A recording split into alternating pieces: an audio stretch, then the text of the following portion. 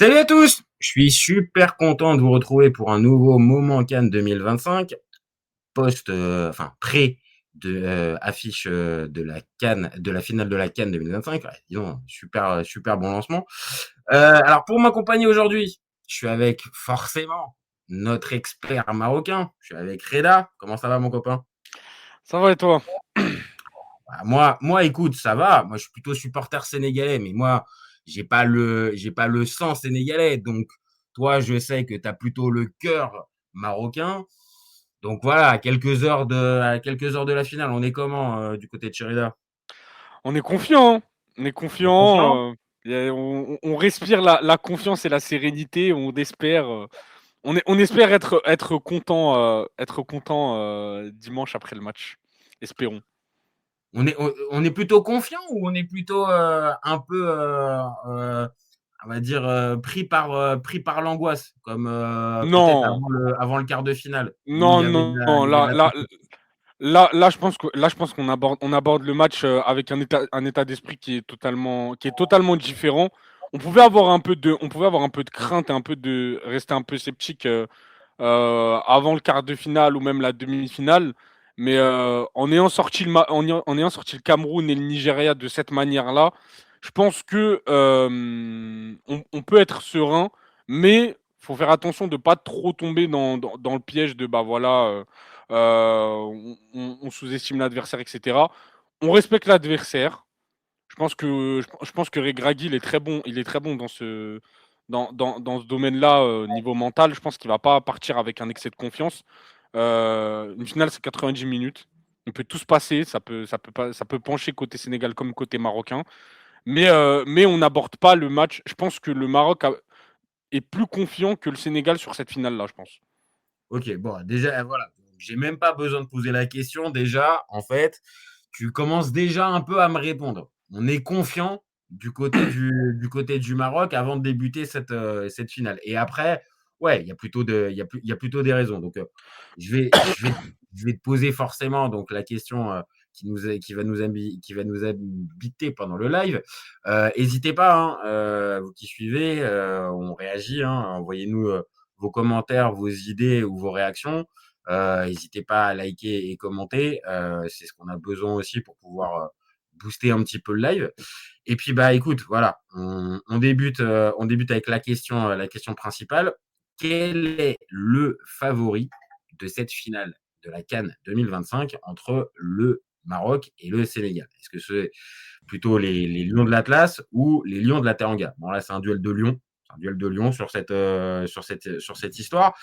Bon, de ce que tu viens de me dire, je ne vais pas te reposer la question. Tu vas me dire quoi? Plutôt que donc c'est le Maroc qui est plutôt le favori de cette finale, ou la confiance que tu m'as dit au tout début, voilà, c'est autre chose. On est sur un débat différent pour déterminer le favori.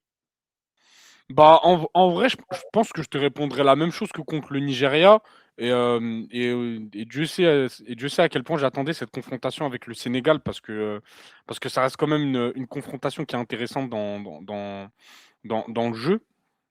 En vrai, je pense qu'on est confiant, mais comme contre le Nigeria, je te dirais pas qu'il y a un favori qui se dessine sur la rencontre. Je pense que ça va être aussi du 50-50 et ça va dépendre, encore une fois, de l'intensité qu'on va mettre sur ce match.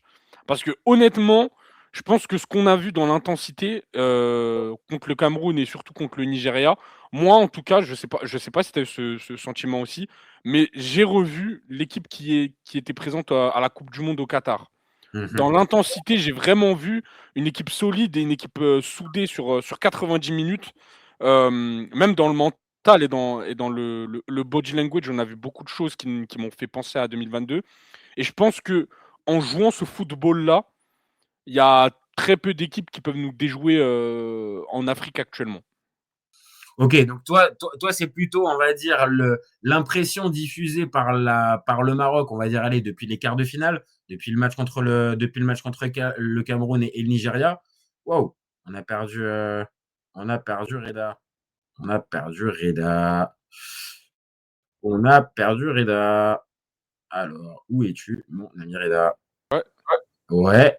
Ah, on t'avait perdu. Ok. Alors, attends, je vais te remettre à l'écran. Hop. Voilà. Donc oui, moi, ce que je te disais, c'était qu'en fait, c'est plutôt le quart de finale et la demi-finale, avec l'impression qu'ils ont donné, les Marocains, qui te font dire que là, pour cette finale, ils l'abordent plutôt en tant que favori. C'est parce qu'il y a une montée en puissance de l'équipe.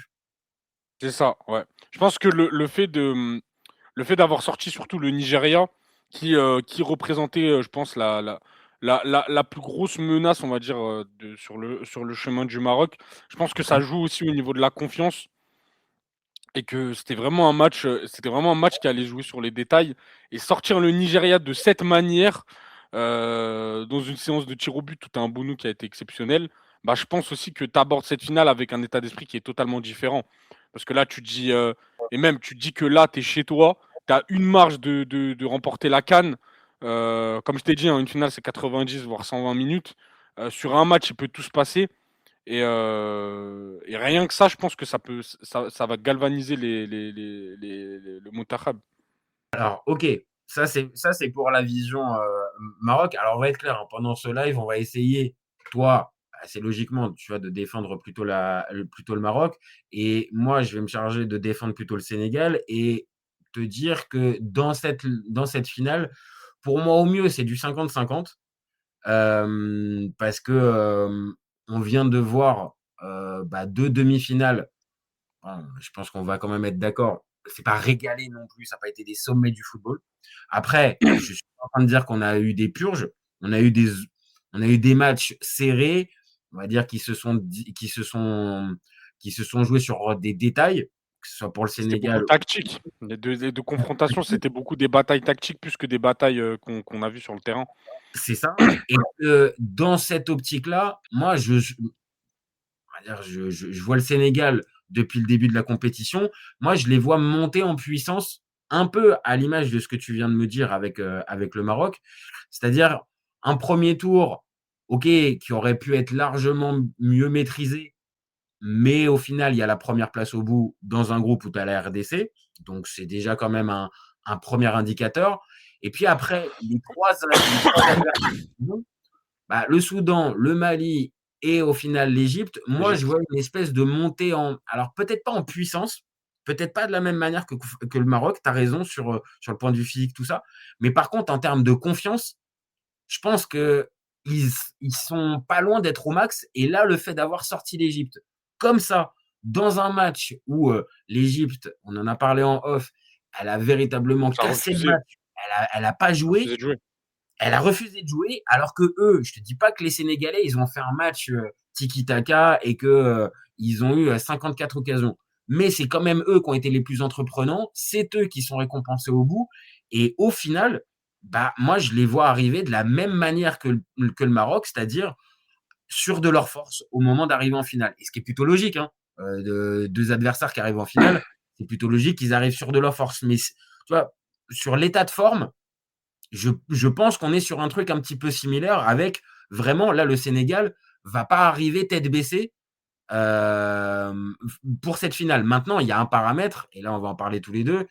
Forcément, le public et l'atmosphère à domicile, forcément, ça risque de jouer un rôle dedans. Toi, des échos que tu as, c'est quoi le stade, il va être surbouillant et Bah ouais, occupé.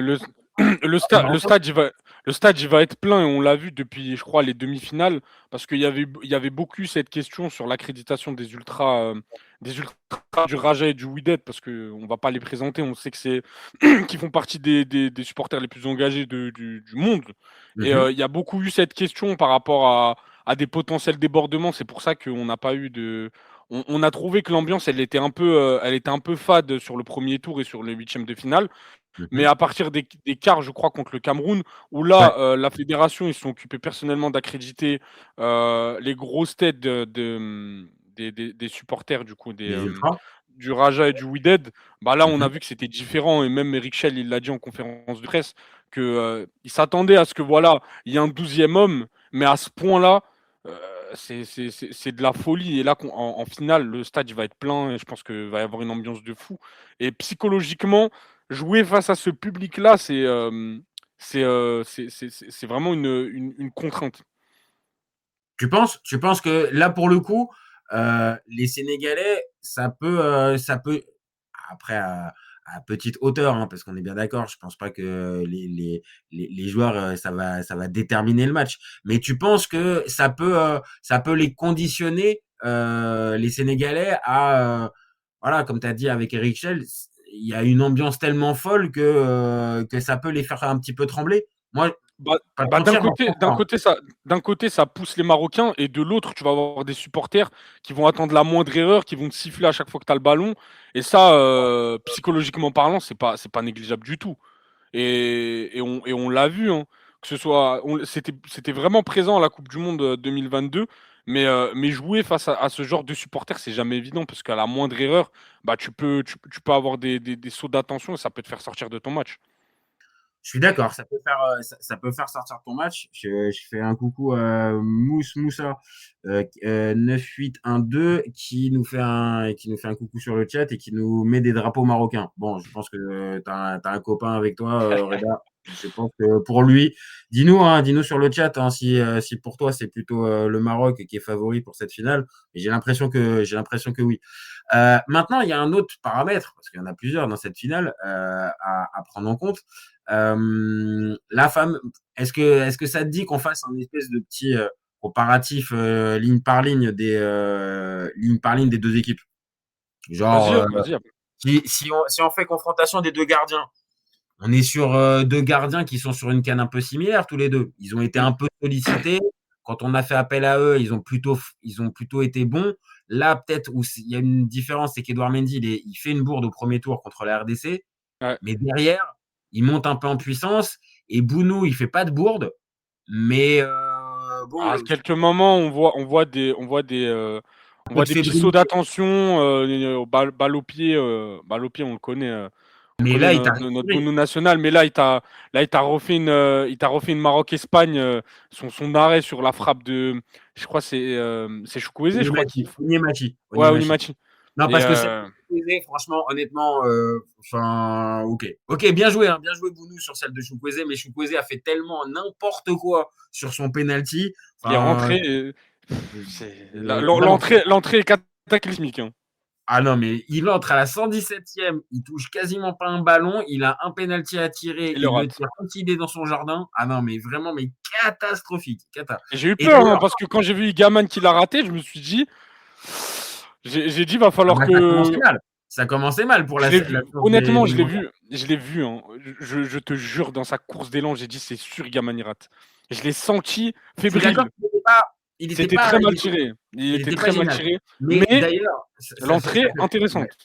Mais ah oui, oui, entrée intéressante. Ah bah, il a montré autre chose, même si El Kaabi fait un bon match, parce que dans le pressing et dans le fait d'harceler la défense comme il l'a fait, je sais pas si Gaman aurait eu les jambes pour le faire pendant Non, je plus de pense pas 80 que minutes, ça aurait je été pense juste pas, physiquement. mais il les a crevés, hein. Alors ok, il a peut-être pas été décisif et tout ça, mais qu'est-ce qu'il a été utile, El Kaabi, Mm. pendant ce match. Mais pour en revenir juste à ce qu'on avait dit en débat, parce qu'on nous dit souvent qu'on dit peut-être des saucisses, donc ça peut nous arriver. Mais par contre, sur le dernier débat où on se posait la question de savoir si ça pouvait aller au péno, bah, on avait quand même juste précisé que Bounou sur péno, c'était plus rassurant que Nouabali. Et au final, bah, c'est un peu ce qui s'est passé. Ça a été jusqu'au péno. Et c'est Bounou, même si je t'ai pas encore entendu, juste sur un petit point, et qui est le dernier tireur de penalty du Maroc dans cette séance? J'ai perdu 45 kilos sur son tir, hein. J'ai cru qu'il allait le rater, ce bâtard. Au final, ça va, il l'a bien tiré. Mais Ah, il tire super bien. Franchement, tu peux rien lui dire. moi, je m'attendais à voir Hakimi. Je vois, c'est Nesiri qui s'est. Mais franchement, je me suis dit, si ça passe pas, Regragui, il est mort. Parce que en fait, le pire, c'est que déjà, tu vois, sur son entrée, et moi, c'était l'interrogation que j'avais eue. Igaman, il était intéressant dans ce qu'il proposait en neuf. Et Mhm. j'ai vu Nesiri rentrer. Igaman, il est passé sur l'aile, et c'est à ce moment-là où il a commencé à avoir beaucoup de déchets, etc. Et où il y a eu, où c'était beaucoup moins intéressant que quand il était rentré, où là, le mec, il rentre, il claque une virgule petit pont direct. Tu vois tu vois qu'il est là, et même il tente des choses. Et quand il a été replacé sur l'aile, il a été beaucoup moins intéressant. Mais je me suis dit, si Nesiri il rentre, il plombe l'entrée d'Igaman, Igaman il rate. et En-Nesyri il rate, je me Là, fous en c'était l'air. trop. Là, c'était trop. Là, c'était trop pour toi. Mais au final, Au final, au il a final, marqué. au Et il a final, il a fini, marqué. il a Et fini c'est dans lui le l'équipe, héros. il a fini dans l'équipe type des demi-finales, hein, En-Nesyri, hein. Je sais pas Bah, qu'est-ce qu'il fout là-dedans. le péno, on va pas Mais ça chercher. te me, mais ça te met pas, ça fait pas te. Il Attends, a pas fait un attends. meilleur match que El Kaabi quand même. Alors, je suis d'accord. Par contre, on va dire de ce qu'il va rester de cette demi-finale, Ça me fait mal, hein, ce que tu vas je dire. te le dis, ça va être le penalty d'El Nessiri qui va rester et non pas le pressing, comme on vient de le dire, d'El Kaabi, l'entrée intéressante et dynamique. L'ingratitude à l'état pur. Ah, c'est le monde de 2026, c'est les stats, les stats, les stats et les stats. Et sur les stats, bah ouais, En-Nesyri, il a pas. Parce qu'après, ok, c'est juste un penalty, on pourrait se dire ça. Maintenant, avec tout ce que ça comporte, faut quand même avoir les reins solides et avoir les épaules carrées quand même pour y aller et le marquer sans passer à côté. Maintenant, tu me diras, El Ainaoui, premier tireur, hein. Et c'est lui qui est venu vers Regragui qui a dit c'est moi je tire. Et le mec, il arrive en septembre, hein. ah Il bah non, arrive en mais septembre. pareil, on a fait le débat, pareil. On peut se tromper sur certains, mais on avait dit avant la demi-finale, meilleure Match révélation, de même si on le barbare. connaît depuis un moment et et on va dire, on le découvre pas pendant cette CAN, mais à ce Le niveau-là, match qu'il a fait, c'est de la folie. et voilà, et comme tu viens de le dire, le péno, d'aller le tirer à ce moment-là, bon, À c'était son fort. âge en plus, hein, franchement, ça montre qu'il a toute sa tête alors que c'est un des joueurs les plus jeunes de l'effectif. C'est ça, c'est ça. Donc, pour le gardien, allez, on va dire peut-être que sur le passé récent de cette CAN, bah, Avantage Bounou, Bounou il est pas a très. l'avantage. Maintenant, de l'autre, je te le dis, Mendy, et pourtant j'ai été très critique, mais sur le début de la CAN, vraiment, il n'est pas rassurant. Là, il a sa petite parade. Alors, généralement, en plus, au Sénégal, on se moque un petit peu de lui parce que, genre, en mode, bon, bah voilà, il a fait sa parade, il est content, il a fait sa parade pour les photographes et c'est cool. Mais là, je le trouve un peu meilleur. Bon, par contre, toujours le jeu au pied, on sera toujours un problème pour Edouard Mendy. Edouard Mendy, ouais. Ça sera jamais son. Attention, attention, jeu au pied, on va aller le chercher, hein. Ah, Si c'est je suis d'accord. Maintenant, sur la défense, pour moi, il y a match. Parce que, alors, à droite, vas-y, sur le papier, entre Crépin Diatta et Achraf Hakimi, il n'y a aucun sur le problème. papier, c'est Hakimi, hein. Si tu me demandes sur le Après, papier, il n'y a aucun problème. Par contre, et là, c'est même pas parce que j'ai envie de défendre les Sénégalais, mais vraiment, Crépin Diatta sur la CAN, il est bon, hein. mais il est vraiment très. Je ne l'ai jamais vu à ce niveau-là. Donc, Après Hakimi, il est pas, je l'ai pas, il est encore, je pense qu'il n'est pas encore à son meilleur niveau parce qu'il a fait une rentrée tardive dans la compétition et son match contre le Nigeria, bon, ça a pas été un match extraordinaire, même s'il a fait un match plutôt intéressant, notamment dans les combinaisons qu'il a eu avec Brahim Diaz. tu Mais, sens euh, qu'il tu mais sens on qu'il sent monte, qu'il monte encore. On sent qu'il monte mais encore et je pense que il peut atteindre le maximum de son potentiel. Je pense que sur cette finale, où là, bah, il va tout mentalement, donner. l'aspect Maintenant, voilà. mental, même au niveau du contexte, le mec, il arrive, il se blesse quelques semaines avant la CAN, il fait tout pour revenir, etc. Et tu te dis là, il a moyen de concrétiser un peu tous les efforts qu'il a fournis. Bah, tu te dis, bah, le mec, ça peut le transcender mentalement sur un match. Non, non, ça, c'est sûr. Maintenant, voilà, et pareil, c'est juste une évaluation poste par poste.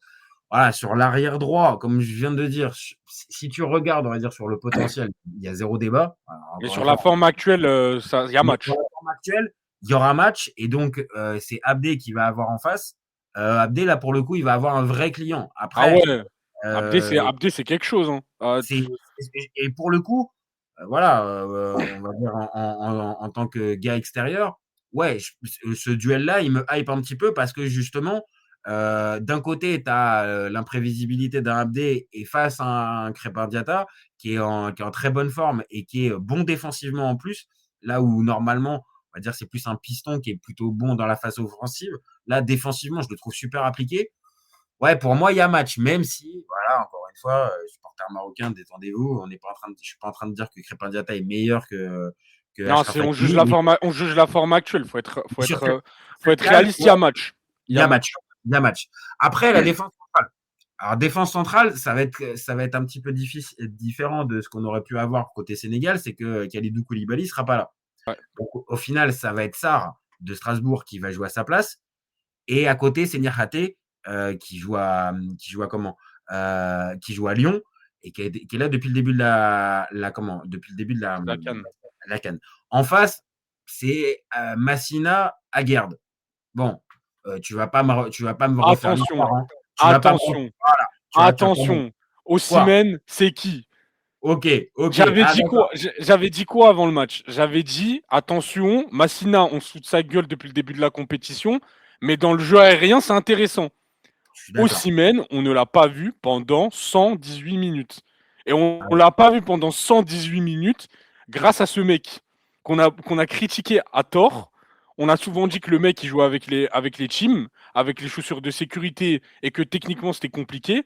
Adam Massina, il nous a sorti un match de fou contre le Nigeria. Et Aguerd aussi, hein. Défensivement, c'était solide.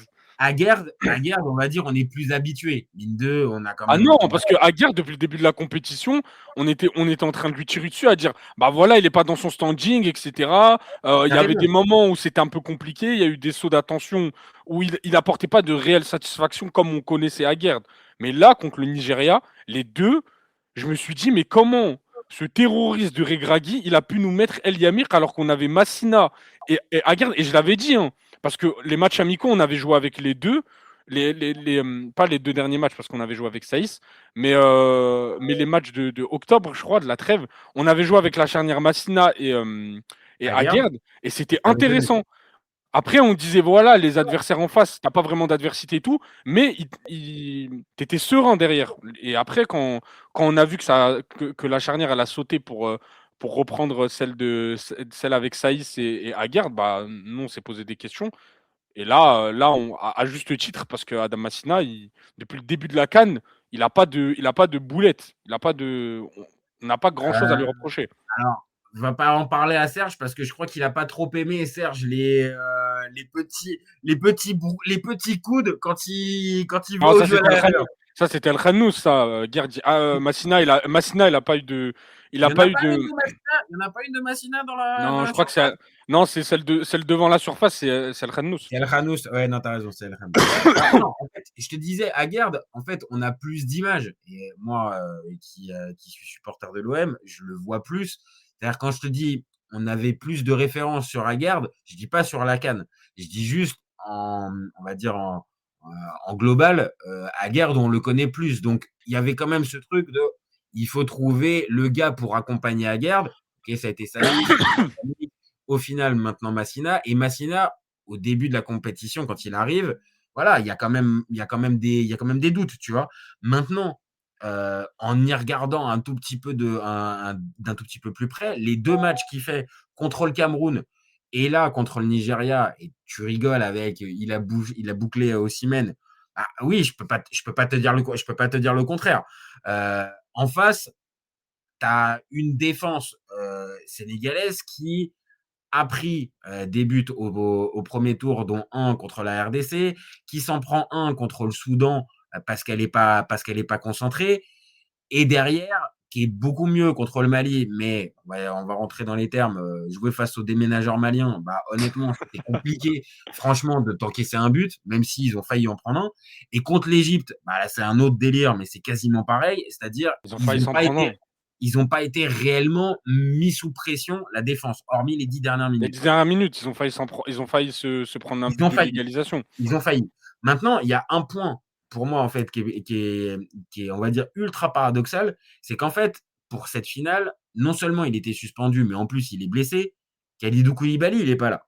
Et on va être très clair, je vais pas me faire l'expert du football sénégalais, mais je suis assez quand même cette sélection depuis un moment. Je vais rien t'inventer en te disant que c'est un patron, Koulibaly dans cette défense. Mais par contre, bien que ça soit un patron, en fait, il a pas le rythme. Alors je dis Non, pas que c'est définitif, hein, tu le je vois, dis hein, pas, tu le mais vois, il a pas le rythme, il ça se fait des voit. fautes, il est en retard, il prend un jaune, il prend un rouge, il est suspendu, il revient, il finit blessé, il fait des bourdes.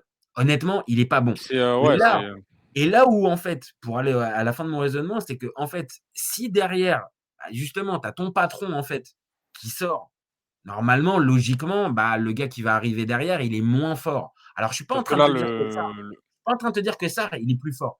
Mais sur le match que je l'ai vu faire contre le comment? sur sa Hem, CAN même sur sa CAN même en général, pour être un peu plus global, c'est, c'est en demi-teinte et en plus, j'ai une stat, hein, parce que on va parler factuel. mmh Kalidou Koulibaly, quand il n'est pas là lors d'une finale de CAN, le mh. Sénégal n'a jamais remporté ne remporte pas la finale. 2019, il est pas là, ils la perdent. 2021, il est là, il la Il remporte. gagne, Donc ouais. donc là, forcément, il est pas là. Je me doute bien que toi, supporter marocain, ça fait un petit truc sur lequel on peut se dire: «Ah bah, on sait jamais, peut-être qu'on Pour une peut». fois que les stats, c'est pour nous, Bah, on va pas cracher dessus, hein. sur celle-là, peut-être. Maintenant, c'est pour ça que je te dis que c'est paradoxal, c'est que normalement, tu as Koulibaly en moins qui est le patron et tout ça, et tu as ce repère stade que tu viens de donner. Mais de l'autre, sur l'impression visuelle qui m'est donnée, Tu te dis je que te peut-être jure le que remplaçant, il est meilleur que et c'est pas peut-être, bah, c'est même quasi sûr. maintenant, il y a une vraie question, c'est que le gamin, il a 21, il doit avoir 20 ou 21 ans. Est-ce qu'il Tu va sais pas pas, comment il peut réagir sur une finale de CAN où, comme on a dit tout à l'heure, tu vas avoir une grosse pression, peut-être les sifflets à chaque fois que tu vas toucher la balle. Ça, j'en sais rien. Mais sur ce qu'il a pu montrer, on va dire, en prenant la place de Koulibaly, franchement, c'est ultra encourageant. Et dernier mot, Niakhaté, bah, on n'en parle pas. Mais à l'image de ce que tu dis avec Massina, bah, c'est pareil en fait. C'est le gars plutôt fiable. Il n'a pas fait de bourde, pas de conneries. C'est pas lui qui a la relance. Et sur le peu qu'il a eu à faire, bah, rien ça a à été dire. Donc, solide. sur la défense, pour moi, pareil, hein. On est sur du kiff-kiff, même si sur les stats, c'est plutôt le Maroc qui a pris Ouais, moins de bah, buts. ouais, c'est ça, sur les stats, c'est le Maroc qui a pris le moins de buts. Après moi, je vais beaucoup regarder les adversaires qu'on a eu en face. Mmh.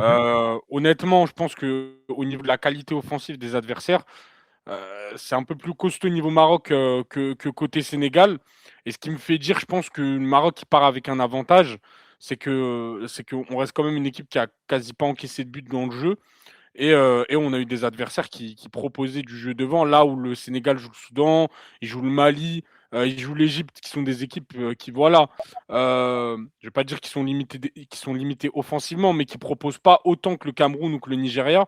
Et ne pas se prendre de but sur ces deux équipes, bah, ça montre qu'en fait, on était là à crier, bah voilà, la défense, ça va être notre point faible, etc. Bah là, pour le coup, c'est un peu ce qui t'apporte de la sérénité depuis le début de cette CAN. Et je crois que tu encaisses qu'un but contre le Mali depuis le début de la compétition, Et si c'est tu un enlèves péno les en tirs au plus. but. Et C'est c'est un un c'est péno en un plus. c'est un péno. Donc Là, dans tu le vois, jeu, t'encaisses rien là. je suis en train de passer les stats, tu vois, les stats défensives. Il y a 5 clean sheets contre 4 pour les Marocains. Donc la moyenne de buts encaissés, elle est à la faveur des Marocains. Après, quand tu regardes un peu plus les tacles, les interceptions et tout ça, c'est globalement à l'avantage du Maroc. Les duels aériens, c'est plutôt par contre remporté défensivement par les Sénégalais. Et Sénégalais. ce qui est aussi, on va dire, un peu logique aussi, parce que Niakhaté ou Sarr ou Koulibaly dans le jeu aérien, ouais, ça reste quand même super difficile d'arriver à leur prendre. Et après, on en arrive aussi à la même chose, c'est-à-dire que est-ce que cette défense, elle a véritablement été testée pendant 90 minutes avec un adversaire qui te rentre dedans C'est ça. offensivement? C'est la vraie interrogation, et c'est pour ça aussi qu'on pose un peu on fait un peu l'évaluation, on va dire, poste par poste. C'est que, voilà, on a vu le Maroc plus challengé que le Sénégal défensivement. Donc, ouais, j'avoue, il y a un petit avantage peut-être pour le Maroc. Maintenant, de l'autre, voilà, il y a pas non plus un écart énorme, et si on va sur l'arrière gauche, donc Mazraoui contre El Hadj Malick Diouf, bon, j'ai envie de te faire une passe décisive, mon copain. Perso, c'est un no match, hein. Mazraoui, c'est un des meilleurs joueurs de chez nous, hein. Alors, c'est pour ça que je te dis, j'y allais cool, tu vois, j'y allais cool, j'allais te dire, c'est plutôt pour toi, mon copain. Là, Mazraoui, et pourtant, tu m'avais vendu Salah Eddin, et je l'avais trouvé très très bon pendant les premiers matchs, mais il a sauté avec le retour d'Hakimi. Et Malheureusement, force est de constater, Mazraoui, bah, écoute, j'avais des Mazraoui, doutes à gauche, c'est on en avait solide, même hein. des doutes à gauche. Là, il a fait le boulot, rien à dire. Franchement, contre le Nigeria, pour moi, c'est un des meilleurs joueurs sur le terrain. Offensivement, comment il t'apporte des solutions, c'est incroyable. Et défensivement, c'est un peu l'interrogation que tu as sur Mazraoui. Tu te dis, ouais, bah, offensivement, il est bon. Tu as un peu la même interrogation qu'Hakimi où tu te dis, bah, ok, il apporte beaucoup offensivement, mais défensivement, ça risque d'être. Il doit y avoir des carences. Pas du tout. Le mec, il t'a récupéré tellement de ballons. Il t'a gratté les ballons de tous les côtés. Il te propose des circuits de passe intéressants avec El Ainaoui et avec Abdé. Et c'est ça ce qui est intéressant, c'est que là, tu retrouves Hakimi, ça veut dire que tu as un circuit de passe avec Brahim Diaz, et Mazraoui, il est à l'aise avec Abdé, où là, vraiment, tu as un danger omniprésent, que ce soit à droite ou à gauche. Et on l'a vu contre le Nigeria, on sait que notre côté préférentiel offensif, c'est à droite avec Hakimi et Brahim. Mais en première mi-temps, la plupart des offensifs, ça passait par le côté d'Abdé avec Mazraoui qui combinait. En fait, je pense que naturellement, je pense côté marocain, ça penche plus côté droit, comme tu l'as dit. Maintenant, quand tu vois la qualité de ton côté gauche, honnêtement, c'est plus ou moins équilibré. Et vu qu'on l'a dit aussi, Hakimi, tu peux pas compter sur la meilleure version d'Hakimi parce qu'il est pas à 100%. Ouais, il y a un espèce d'équilibre qui se fait entre côté droit et côté gauche. Et oui, sur ce côté-là, Mazraoui m'apporte plus de garantie qu'un Diouf qui n'a pas commencé la compète. Au début, c'est Jacobs qui débute à son poste. Et après, il prend la place. Alors, ok, c'était entre guillemets juste ça là. C'est-à-dire qu'il a bien bouffé, il a bien muselé Salah pendant le match contre l'Égypte. Maintenant, on l'a dit, l'Égypte a vraiment tellement été bas et Salah sur un côté pendant 90 minutes. Bon, c'est pas le premier Diouf à pouvoir le museler et ça sera pas le dernier parce que Salah, il a plus le coup de rein pour pouvoir te passer sur le côté et déborder. Donc voilà, maintenant, voilà, ok, Mazraoui devant, mais pareil, Diouf, il est quand même intéressant. Et malgré que Serge se foute un peu de la gueule de son pied gauche, je trouve quand même qu'il a un pied gauche un minimum intéressant et il a que 21 ans. Donc, il a une marge de progression. Donc, bon. Allez, pour l'arrière gauche, c'est plutôt pour toi. Bon, pour les récupérateurs, on fait quoi? On fait par paire? Parce que non, parce que du côté Chez marocain, nous, il il y y a en a qu'un seul, il y a que El Ainaoui, parce que El Khannous, il est plus. Si on prend la composition probable qu'on aura dimanche, je pense qu'on va partir sur le même sur le même schéma que face que au Nigeria. ça va Ouais. pas bouger, je pense. Même si, même si ça parle de Ounahi, honnêtement, Ounahi Amrabat, c'est trop juste, ça va rester avec El Khannous, même si ça a été compliqué contre le Nigeria. On va repartir avec El Ainaoui en sentinelle, El Khannous en 8 et Saibari plus haut. Ah, je pense que là, ça va être un peu. Puis pareil, ça va nous occuper quand on fait les milieux. Il va falloir physiquement être présent, hein, parce Ah que oui, là, là, là. Unai, bien sûr, hein, pas de problème techniquement, on le connaît.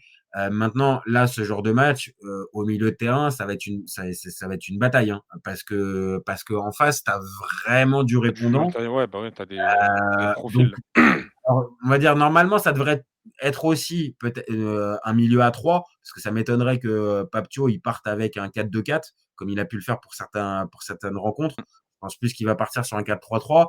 Et donc, la pointe basse, allez, la pointe la plus basse, ça va être Gana Gueye. Donc, Gana Gueye que tu connais, toi, supporter parisien. Mm. Alors, Gana Gueye, au début de la compète, je vais te dire, franchement, j'en attendais pas grand-chose. Je me disais que bon, écoute, Ghana, la carrière, elle est plutôt derrière. Bon, et je dois constater que match après match, bah, ce que je disais Elle un peu, confirme. ouais, franchement, et il s'impose de plus en plus, on va dire, ouais, comme non pas l'ancien qu'on met parce qu'il a l'expérience et parce que. Non, vraiment, c'est parce qu'il est bon aussi sur le terrain. Maintenant, en face, c'est un El Ainaoui et on en a parlé ensemble. Oui, j'ai envie de te dire que El Ainaoui, il a plus marqué les esprits qu'un Gana Gueye sur la CAN. Ah ouais, c'est ça. El Ainaoui, chaque match, il fait partie des meilleurs joueurs de chez nous. Là, contre le Nigeria, pour moi, en tout cas, c'est l'homme du match. Donc, en vrai, Donc, tu le mets homme du match carrément, El Ainaoui ouais. contre le Nigeria. Le mec, il est trop fort. C'est dingue, hein, ce qu'il t'apporte en sentinelle. Il t'apporte ce truc en plus que t'avais pas en défense. Que je trouve que Amrabat était. Il apportait, mais pas assez. Tu vois, cet aspect défensif et offensif, il ressort propre, il est bon techniquement. C'est Ah, tu sens, alors je te dis pas qu'il pourrait jouer en 10 parce que peut-être ou non, peut-être non. pas. Mais, Après, quand je dis bon techniquement, non, c'est non, pas mais quelqu'un qui te fait des gestes techniques, mais mais il te fait la passe au bon moment, au bon endroit, et pour moi, ça, c'est trop important. bah, en fait, c'est pas tous les milieux défensifs, ou en tout cas toutes les sentinelles ou numéro 6 ou ce que tu veux positionnés à cet endroit-là, qui ont cette qualité de passe et qui ont cette vision du jeu. Et c'est pour ça que je te dis que, ok, on pourrait peut-être pas le mettre en 10, mais par contre en 8 pointes En avancées, 8, c'est clairement il pourrait. possible. Bah, après, c'est ce qui je pense que c'était c'était à ce poste-là qu'il jouait quand il y avait Amrabat, où Amrabat était vraiment replacé en tant que sentinelle dans Bah, la pointe basse. c'était l'idée initiale. Je pense que c'était l'idée initiale de Regragui, c'était peut-être d'installer El Ainaoui dans ce poste de relayeur avec un Unai à côté et un Amrabat derrière. Après, moi, personnellement, en tout cas, je le trouvais beaucoup moins impactant et beaucoup moins visible avec Amrabat dans ce poste un peu de relayeur de 8 aux côtés de Ounahi. Alors que quand il prend cette place de sentinelle, je le trouve beaucoup plus présent dans le jeu. Il arrive à beaucoup plus s'imposer. Tu le vois même quand il n'a pas le ballon. Mhm. Son jeu sans ballon, c'est incroyable. Il faut vraiment, honnêtement, il faut vraiment regarder El Ainaoui sans ballon, comment il se déplace, il regarde le jeu, il anticipe et tout. Ah non, C'est de la folie c'est à un son très âge bon surtout. joueur. C'est un excellent joueur. Et après, on va dire, c'est un autre profil, tu vois, qu'un Gana Gueye qui, après, il y a le profil des années aussi, tu vois. Gana Gueye, je crois qu'il a 36 ans maintenant, je crois. Ouais. Il va pour 37. Donc, forcément, Il a c'est plus, l'expérience, il a l'expérience qu'El Ainaoui n'a pas. mais voilà, il a l'expérience aussi. Et, tu vois, ça fait un peu la passe D parce que, on va dire, on peut les évaluer, on va dire, individuellement. Mais là, peut-être aussi, on va dire, c'est plutôt le milieu qu'on peut, tu vois, le milieu dans son ensemble qu'on peut confronter. À côté, tu vois, moi, je vois, il y a un Pape Gay. Et justement, euh, Pape Gay à côté d'un Gana Gay, bah, pour le coup, en fait, c'est super complémentaire parce que Ils se bah, complètent Gay les deux. est quand même un poil plus offensif que Ghana Ganaï. et que, on va dire, il a marqué des buts déjà, belle Il frappe a de balle trois, en je dehors crois. de la surface. Il a 3 buts, je crois. Voilà. Et en plus, je le trouve, et pour le temps, pareil, je l'ai vu jouer des années à Marseille, et je le voyais pas progresser. Vraiment, je le voyais pas progresser, je le voyais stagner. Et là, depuis qu'il est parti à Villarreal, force est de constater qu'il a progressé dans son jeu, dans sa qualité de placement et de passe aussi, et dans sa vision du jeu. Donc, on va dire, Gana Gueye face à El Ainaoui, non, je vais te dire, El Ainaoui fait une meilleure canne. Mais Gana Gueye accompagné de Pape Gueye, pour moi, c'est plus plus. Et à la différence, celui qui accompagne à El Ainaoui, on va dire peut-être dans cet entrejeu, c'est El El Khanous. Khanous, il a C'est failli nous mettre dedans contre le Nigérien, hein. bah C'est voilà, euh, il n'a pas les c'est mêmes le, garanties. le- c'est l'éternel débat qu'on a avec El Khanous, avec le Monterrey. C'est toujours très compliqué. On voit qu'il a du mal il a du mal à trouver ses marques. Et moi, je l'ai trouvé. Pour moi, c'était l'homme faible de cette équipe-là, surtout en première mi-temps. Je l'ai trouvé faible. Je l'ai trouvé bien en dessous de ce qu'il peut apporter, alors que Dieu sait à quel point je kiffe le joueur et qu'on C'est un connaît joueur les qualités. intéressant, c'est un profil intéressant. On connaît les qualités de ce joueur, mais il a jamais apporté de réelle satisfaction avec le Monterrey. Et là, si tu me demandes de le comparer, de le comparer avec le milieu du Sénégal, je te dirais que c'est un peu l'homme faible de notre milieu de terrain, où il fait un peu pas le copier à côté d'un El Ainaoui. Donc, Oui, bah peut-être. j'attends toujours plus que lui parce que quand même, j'ai vu des choses intéressantes contre le Cameroun, où il a proposé quand même pas Ouais, il mal. était mieux. Il était quand même plus intéressant contre Ça, le Cameroun que ça face au reste quand niveau même son meilleur ça reste quand même son meilleur match, je pense, depuis le début de la compétition, parce que même contre la Tanzanie, on l'a vu, c'était compliqué. En plus de ça, tu as un adversaire, certes, qui joue bloc bas, mais t'as pas vraiment d'adversité au milieu de terrain parce que ça joue en contre. Contre le Mais il Cameroun, s'est pas mis à son avantage. tu Contre la proposes des Tanzanie, il est choses, pas. tu proposes des choses intéressantes contre le Cameroun, même si voilà, on en attend plus de toi. Et contre le Nigeria, je vais pas dire que tu te trouves, mais tu fais beaucoup d'erreurs individuelles, des Hmm. passes qui sont mal données. Tu as des moments où tu perds. J'ai pas la stat du nombre de ballons qu'il a perdu, mais il en a perdu énormément en première mi-temps. Voilà, le mec, tu le pousses, tu le connais, tu sais comment il est. Je pense que Regragui va pas le bouger. Il va pas le bouger. Il a Ah dit en non, conférence de presse, sa c'est ce que grande j'allais dire. force, Ouais. sa grande force, c'est de jouer simple. C'est ce qu'il fait de mieux. Il est bon dans les choses simples, mais il n'y arrive pas. Tu as besoin de ça aussi. Maintenant, dans ce type de match où peut-être, tu vois, ça va être verrouillé et le milieu de terrain, il va falloir aussi, à un moment donné, montrer personnalité et aussi un minimum d'audace. Bon, attention à pas trop jouer simple et pas trop jouer scolaire parce que ça reste une finale et une finale, ça se gagne pas juste en récitant le football. Il faut à un moment donné prendre des initiatives, tout ça. Et c'est peut-être là où, tu vois, il lui manque encore quelque chose comparé à un Pape Gay où je te dis, depuis le début de la compète, je le vois être en capacité, bah voilà, il faut aller marquer un but. Bah ouais, il a été en capacité d'aller débloquer la situation et d'aller marquer son but. Donc c'est pour ça que je te dis, voilà, sur ce joueur-là du milieu, pour moi, je mettrais plutôt un Gay. Et puis après, le dernier qui reste côté marocain, c'est Saïbari. Il y a, entre guillemets, tu le dis souvent, il y a à boire et à manger chez Saïbari dans sa canne. Un début très compliqué, mais il n'est pas bien placé. On va être clair, quand il est aligné Quand ailier il est gauche, aligné, bon, ouais, c'est clairement pas son poste.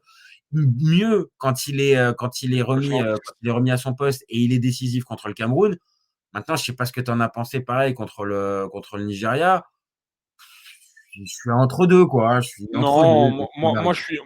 moi, j'étais satisfait de Saïbari. Après, c'est pas là où on l'attend, mais pareil, comme contre le Cameroun, il t'a gratté plein de ballons et c'est un peu le travail de l'ombre, ce qu'il a fait contre le Nigeria où il a été intéressant dans le pressing. C'était souvent lui qui l'a amorcé. Je sais pas si t'as pu le voir, mais c'était souvent lui qui était à l'initiative du pressing. Après, derrière, ça le suivait. Donc, tu te retrouvais souvent à être à 2, 3 sur un joueur sur les seconds ballons. Après, c'est sûr que Saibari, c'est pas là où on l'attend. Le mec, c'est un numéro 10 et on connaît les qualités techniques du joueur. On l'attend sur d'autres aspects offensifs et là, il répond pas présent. Mais tu sens que Saibari, il est important dans ce milieu de terrain-là. Bah, Euh, de toute façon, Regragui le met depuis le début de la compète, hein. Donc là, maintenant, c'est bon, j'ai compris que c'est un de ses hommes Après, t'as forts, pas de... le problème, c'est que t'as pas d'autre option. C'est un peu le problème. Tu peux pas faire jouer Targaline parce que hein. le mec, c'est un profil totalement différent. Lui, il peut jouer que 6. Ounahi, il est out.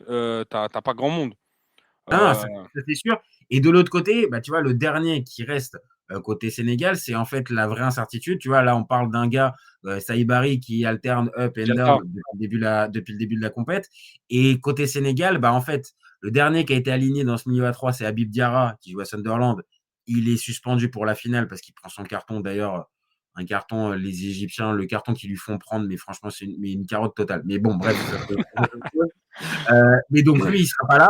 Et donc il reste en gros une place à 3. Normalement, c'est entre Lamine Camara ou Pape Matar Sarr qui joue à comment à Tottenham. à Ou alors Tottenham, ouais. sinon, tu as Pathé 6. Alors là, pour le coup, Pathé 6, vraiment, j'ai pas envie de le voir parce que vraiment, niveau ballon, il caresse pas le ballon, quoi. Tu vois, c'est pas Je pense qu'il c'est va pas un partir caresseur de sur, ballon. je pense qu'il va partir sur Lamine Camara. Je pense que c'est le Je choix le pense aussi. plus Maintenant, Lamine Camara, tu cohérent. vois, tu le connais un minimum parce que tu suis un minimum la Ligue 1, on l'a tous vu, il était là même pendant la CAN 2023, c'est un bon joueur.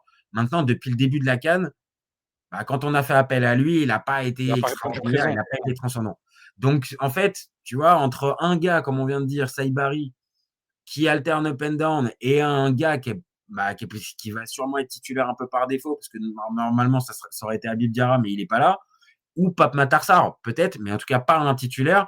Bon, bah voilà, dans ce milieu, il y a des références, on va dire, avec El Ainaoui et les deux gays. Après, autour, C'est un peu, c'est ouais, incertain.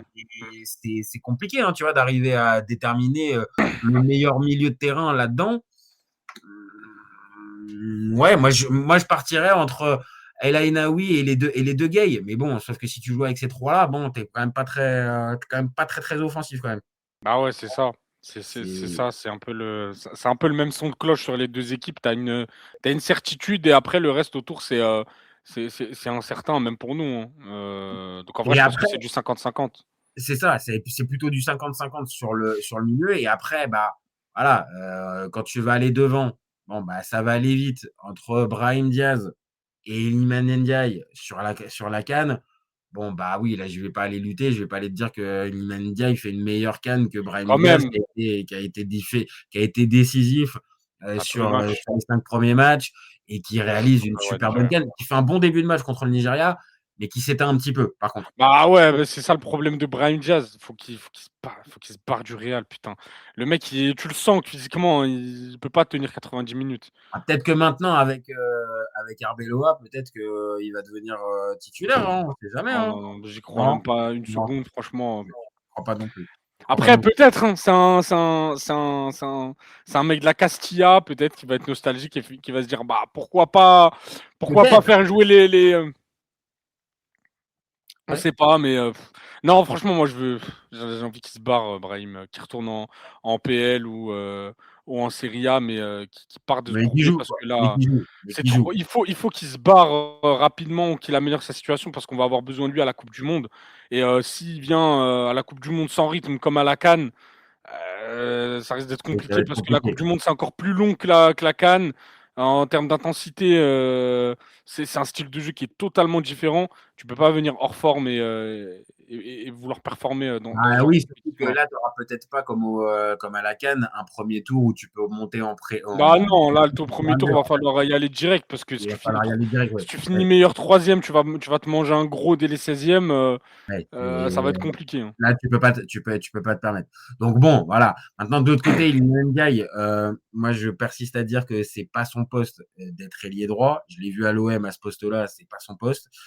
Pour moi, c'est plus un joueur d'axe qui doit normalement Qui tourner replie. autour d'un numéro Et là, il 9. repique, tu le vois même sur son Il côté, repique tout le temps. Il il repique tout le revient. temps. Il ne fait que ça. Maintenant, de l'autre, je comprends aussi, pour en avoir un petit peu discuté avec Baba qui intervient aussi sur la chaîne, euh, c'est une question d'équilibre en fait. C'est-à-dire qu'il a mis à la base au début Ismail Assar, sauf que Ismail Assar t'apporte pas l'équilibre, il t'apporte autre chose. Il t'apporte la profondeur, il t'apporte peut-être la vitesse. Mais par contre, cette passe, cette inspiration que tu peux avoir avec un Iliman Ndiaye, tu ne l'as pas. Et vu qu'il veut rester à un schéma avec un ailier droit, bon bah c'est sur Iliman Sur Ndiaye Iliman que ça. Ndiaye. Donc voilà, sur le papier, même s'il marque un but super important contre le Mali, le but du 1-0, voilà, c'est Brahim Diaz. Bon, par contre, côté gauche, je veux bien, hein, Je vais militer pour mon poulain, mais bon, ça risque je d'être veux bien. compliqué, hein. Vas-y, je te laisse 2 minutes Non, militer pour ton poulain. En vrai, on va dire Mané parce qu'il te sort une canne, il te sort une canne de fou, hein. Mais Abdé, attention, hein. Abdé, on a souvent tiré sur la caravane en disant le mec il est irrégulier dans les grands moments, il est absent. Va demander à l'arrière gauche du Nigeria qu'est-ce qu'il pense d'Abdé. Je pense qu'il va te répondre autre chose, hein. Osayi Samuel, je crois. Ouais, je crois Ouais, qu'il a pas ça y est, passé, ouais. il a pas passé un bon mercredi soir. Non. Je crois il a fini cassé. Il a fini cassé. Il était bien relou. Et je suis Mais ouais. d'accord. Abdé, on l'attendait. Il démarre lui aussi pareil, pas titulaire, et il s'est imposé au final. Et oui, il fait plaisir parce que c'est un joueur déstabilisant qui est un peu à l'image d'un Brahim Diaz qui se décourage pas, qui va toujours de l'avant, qui propose. Il y a une bonne palette Euh, technique aussi. et au-delà même, voilà ce que j'allais dire, au-delà même de l'esprit volontaire et bonne attitude, c'est-à-dire que balle au pied, tu vois, il Il te a du procure ballon. des émotions, il est bon, il est percutant en plus. Donc, évidemment, on l'a dit tout à l'heure, Crépin Diatta, il va pas se régaler, il va pas se régaler lui non plus avec lui. Maintenant, de l'autre, j'avoue que Sadio Mané, bah, ça va être juste l'occasion pour moi 2 secondes d'en parler parce que j'ai pas pu réellement en parler depuis le début de la CAN, mais vraiment, déjà que j'entende même plus une personne me poser la question de savoir si c'est pas la légende du football sénégalais. Ah. Mais je veux même plus entendre À le partir du début. moment où tu gagnes la première canne de ton pays, C'est plus possible. Les stats en CAN avec, je crois, c'est son 10e ou 11e but en CAN. Ok, là, et là, le dernier but contre l'Égypte, c'est bon, c'est terminé, ce débat-là, voilà, il y a pas lieu d'être.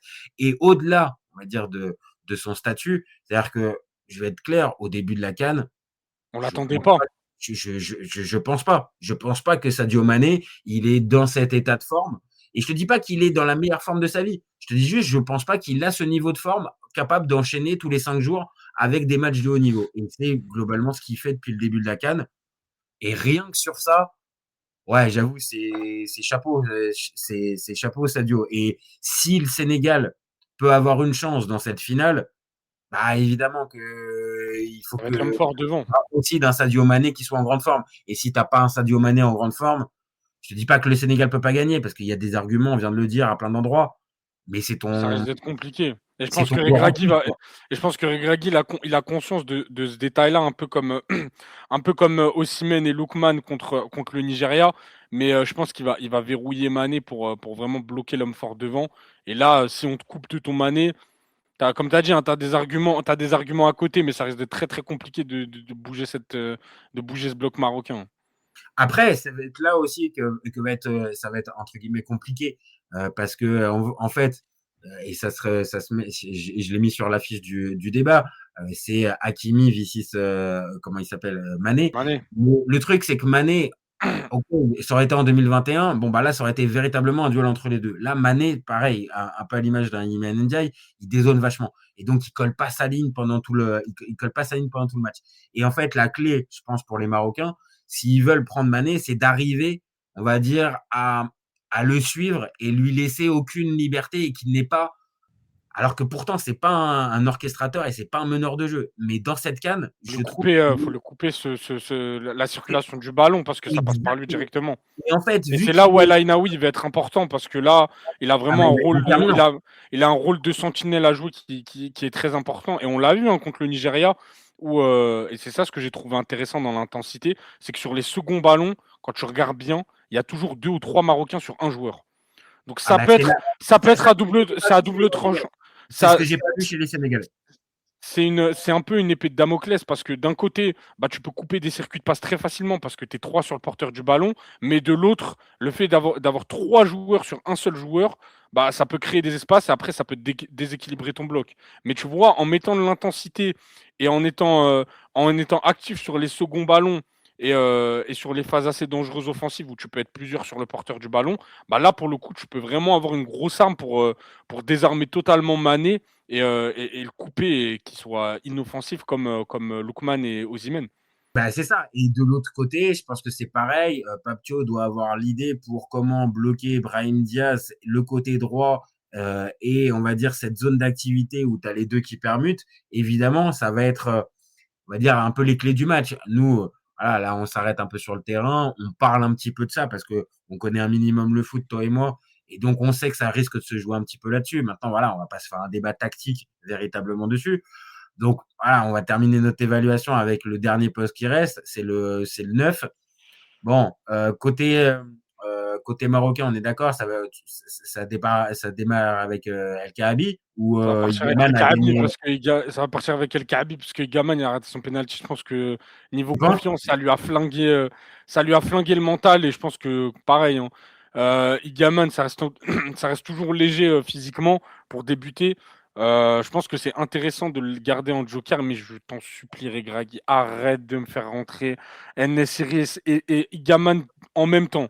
Je ne peux plus voir. C'est pas contre En-Nesyri que je dis ça, mais que c'est en jouant avec 2 numéros 9, tu te prives d'une carte. Mais t'as pas idée. Igaman, il est trop important en 9. Et il peut vraiment t'apporter des déséquilibres sur un bloc qui est fatigué, sur une charnière qui a tenu pendant 75-80 minutes. Avoir un Igaman devant, ça peut vraiment te débloquer un match. Mais en faisant rentrer En-Nesyri, je comprends la démarche, hein, parce que En-Nesyri, tu le fais rentrer parce que sur des ballons aériens, il peut être intéressant. Le mec, il en prend aucun. Il, spoiler, hein, il en prend aucun. Le mec, tu le fais rentrer pour qu'il soit intéressant dans son jeu aérien. Le mec est nul. Le mec est nul. Il a rien pour lui. Et le problème, c'est que. Et en plus, on connaît, hein, Nessiri, on le sait, hein, balle au pied, c'est une catastrophe. Le mec, t'as l'impression qu'il joue avec une balle dans le pied. Laisse tomber. Le seul avantage qu'on peut lui trouver, c'est son jeu aérien. Mais même dans le Ouais. jeu aérien, il est nul. Bah, en tout cas, sur cette canne, il est pas bon. Même dans le jeu aérien, Ah franchement, non, il a rien apporté. il a Il rien apporte rien du apporté. tout. Et en plus, c'est À part une tête toute pourrave, ouais, que j'ai en tête, en plus, j'ai ce rien qui est positif bien, sur lui. ce qui est intéressant et ce que je trouve que Regragui utilise pas assez, c'est qu'il a une vraie profondeur de banc. Tu as des joueurs comme Talbi qui sont même pas rentrés pendant cette Ouais, CAN. Et bah, ouais, Talbi, Ben Seguir qui a des bouts de match ah et tu peux ouais. vraiment, mais à la 75e minute, tu fais rentrer Talbi, tu fais rentrer Ben Seguir et tu fais rentrer Igaman. Là, tu as une autre équipe devant. Tu peux vraiment avoir, tu peux vraiment avoir, C'est peut-être là où comment il s'appelle, Regragui a peut-être moins utilisé, on va dire, l'intégralité de son effectif qu'un Papthio qui a pu à plusieurs moments, on va dire, appeler des profils différents. Et pareil pour le numéro 9. Bah, bon, c'est un peu pareil. Au début, ça commence 4-9. avec Brahimi, après c'est Kaby qui prend la place, Nesiri fait les bouts de match et puis Gaman revient. Bah, au Sénégal, ça débute avec Jackson, après c'est Habib Diallo, après on teste un peu Boulaïdia, après on remet Diallo, et puis pour finir, dernier match, on met Nicolas Jackson. Tu vois, il n'y a pas une véritable continuité où il y en a un qui s'était véritablement installé. Et c'est Là pareil où El Kaabi, dans les deux sélections. Ah, on va être clair, je pense que tu vas être d'accord avec moi. On n'a pas deux tueurs, quoi. On n'a pas le niveau d'un Victor Osimhen qu'il y avait au Nigeria dans les deux sélections. ah ouais, c'est sûr. Après, tu vois, petite pièce pour le Maroc parce que El Kaabi, il a joué quasi tous les matchs, à part le match d'ouverture contre les Comores. Mhm. Il est dans le top 5, je crois, des meilleurs buteurs. Et surtout, c'est que dans le pressing, El Kaabi, il est chiant. Et c'est Ah, là, ah, et c'est là où Edouard Mendy va falloir qu'il fasse attention parce qu'on l'a vu, hein, contre le Nigeria, il y a des moments où El Nessiri, il allait El Nessiri, comme s'il pouvait le calme-toi, faire. calme-toi, calme-toi, calme-toi. Il est pas là. Il est pas là. Là, on parle de El Kaabi. Où El Kaabi, il est parti gratter des ballons parce que il est dangereux, il va t'agresser le gardien. Et là où Edouard Mendy, il faut qu'il fasse attention à son jeu au pied, c'est que El Kaabi, ça peut vraiment être un danger. Parce que en fait, c'est la première personne qui amorce le pressing parce que tu le vois, le mec, il court comme un malade. Et Ah, derrière, ça suit avec Saibari. mais ça, c'est ouf. Franchement, je vais te dire, c'est Et pas le le mec, il premier, y hein. va pas, il triche pas, hein. Le mec, il Ah y non, mais va. c'est vraiment, comme tu dis, il triche pas et tu sens bien, en fait, dans sa manière, on va dire, c'est dans sa manière de jouer et ça correspond totalement, je pense, au discours de Regragui qui est que, comme tu viens de dire, premier attaquant, Il faut qu'il y l'attaquant aille. doit être le premier défenseur.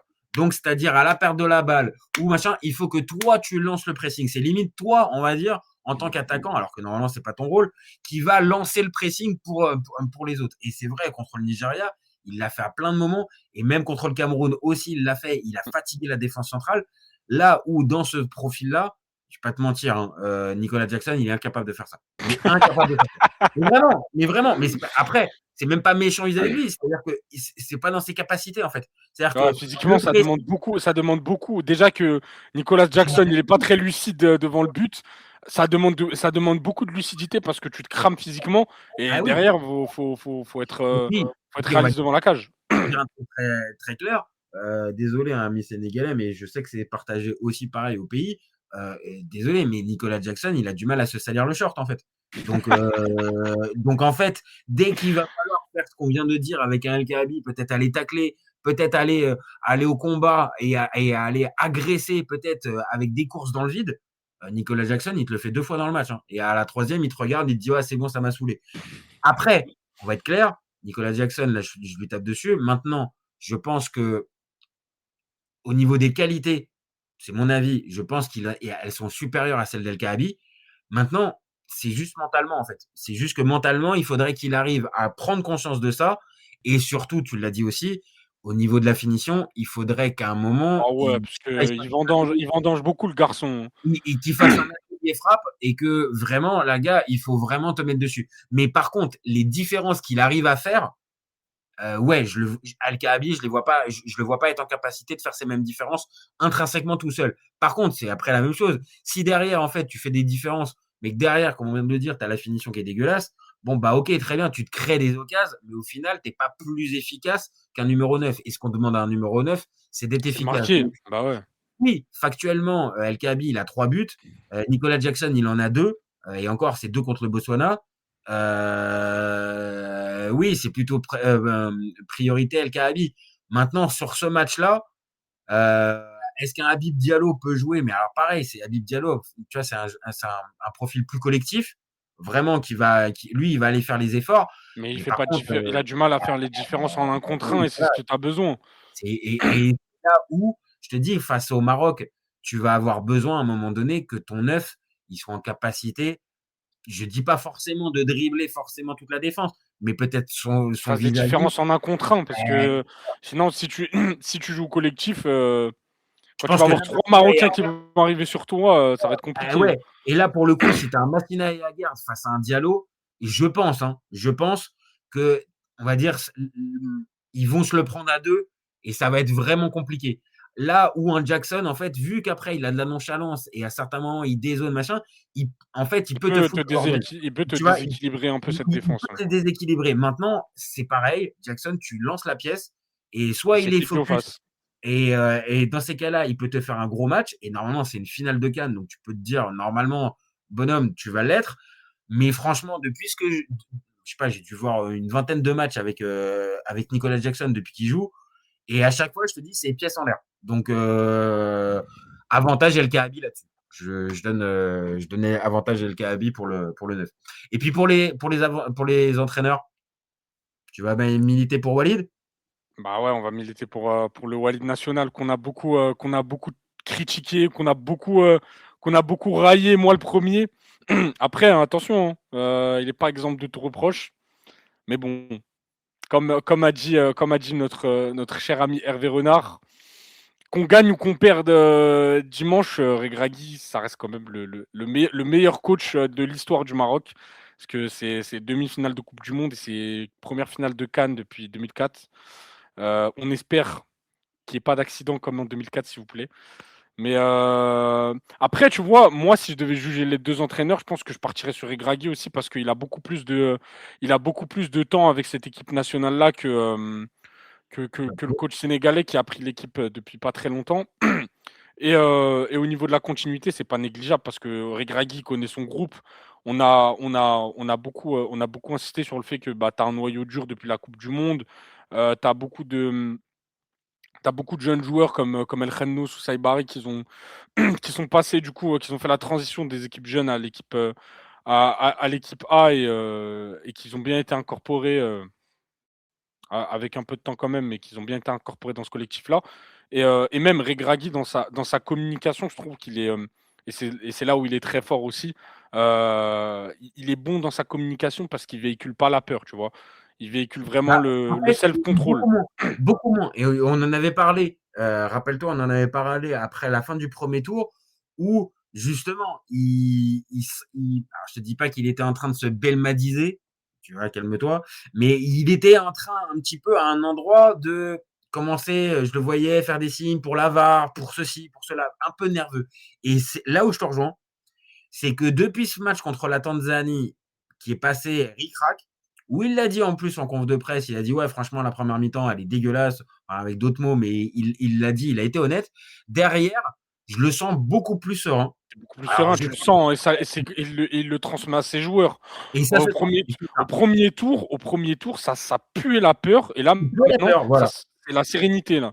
Là, tu sens que, et je pense que le tournant, on va dire, de cette compétition, ça a été le match contre le Cameroun, où là, tu affrontes un Oui, adversaire qui, où c'est du 50-50, t'es pas assuré de gagner sur le papier, et tu sors une prestation hyper intéressante où dans l'intensité, bah, t'es en plein dedans.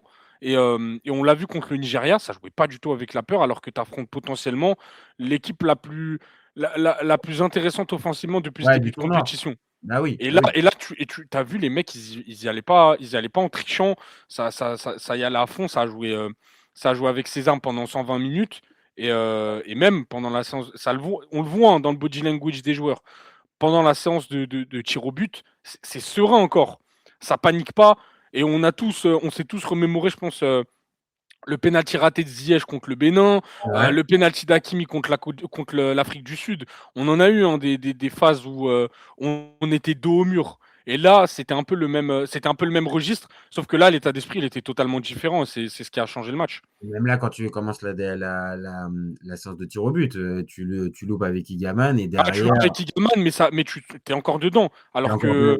Alors que l'équipe de 2019, on aurait jeté l'éponge. Oui, bah là, c'est sûr qu'il y a plus de ressorts. Et ça, évidemment, tu es obligé de le mettre pour Regragui. Maintenant, d'autre côté, Papio, c'est quand même aussi fort parce que c'est hérité de la situation d'Aliou Cissé. Aliou Cissé, c'est mine de rien, bah pareil, c'est le premier coach à avoir remporté la CAN au Sénégal. Il était de la génération 2002 qui fait quart de finale. Et ok, il était contesté parce que le style était vraiment très défensif. Faut être clair et qui pouvait faire autre chose. Maintenant, il a gagné. Donc après, tu sais, c'est comme dans plein de sélections. Ok, peut-être le style n'était pas au rendez-vous, mais il a eu les résultats et il a remporté la fameuse CAN que le Sénégal attendait. Et passer après ce type de gala, c'est jamais C'est simple. jamais évident. Et Tu là, vois. tu fais finale sur ta première participation à la CAN, c'est pas rien.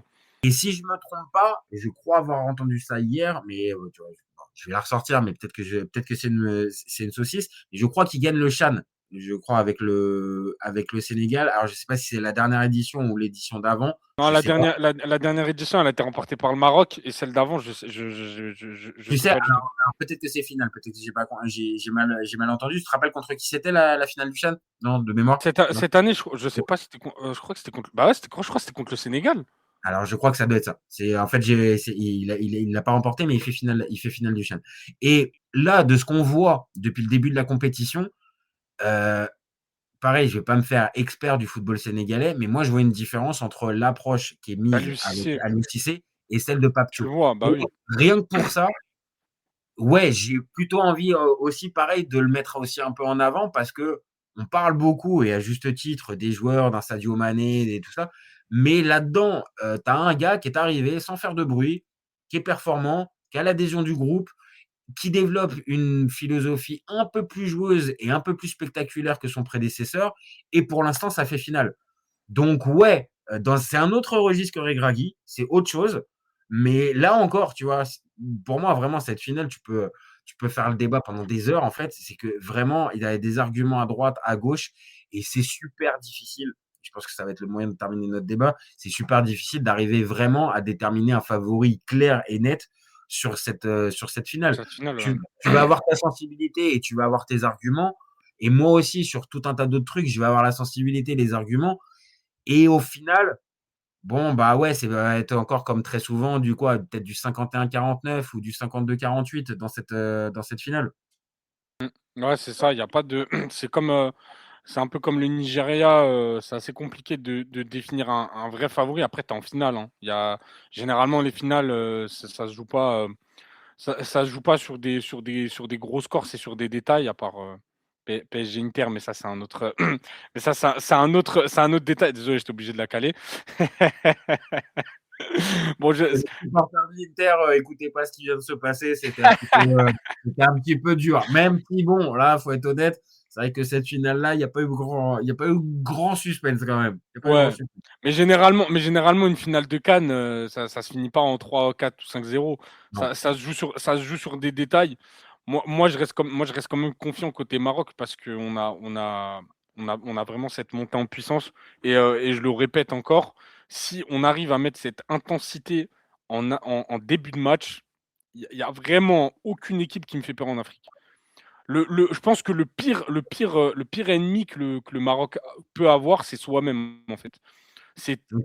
Ouais. maintenant que tu t'es un peu, tu t'es un peu libéré de toute cette pression, etc.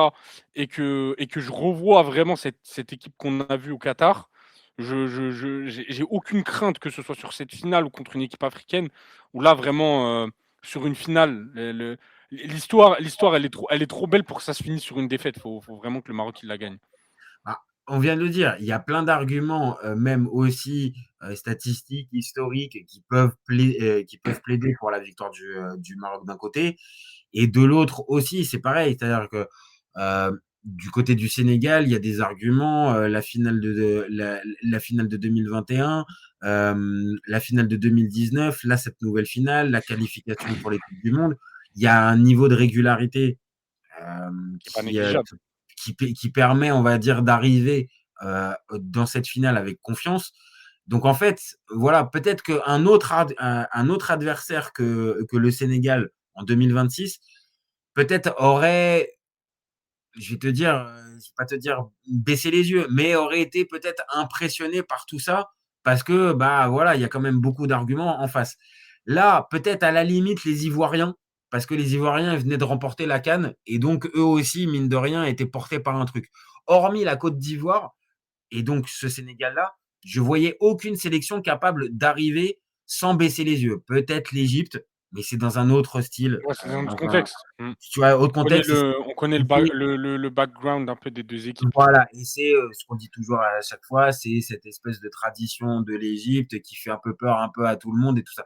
Mais vraiment, là, dans les équipes qui pouvaient regarder dans les yeux le Maroc aller jouer sur leur terre dans cette CAN, ouais, pour moi, le Sénégal et la Côte d'Ivoire étaient les deux équipes capables, parce que aussi, même au niveau du jeu, on vient de le dire, capables de rivaliser. Et, et pour moi, ouais, voilà, évidemment que le Maroc a ce petit avantage. Et vous avez bien vu, on n'a pas parlé d'arbitrage, on n'a pas parlé de tout ça. Là, on a parlé juste de jeu et c'est juste ça qui nous intéresse. Mais peut-être qu'il y aura ce peut-être supplément d'âme pour les Marocains avec le public.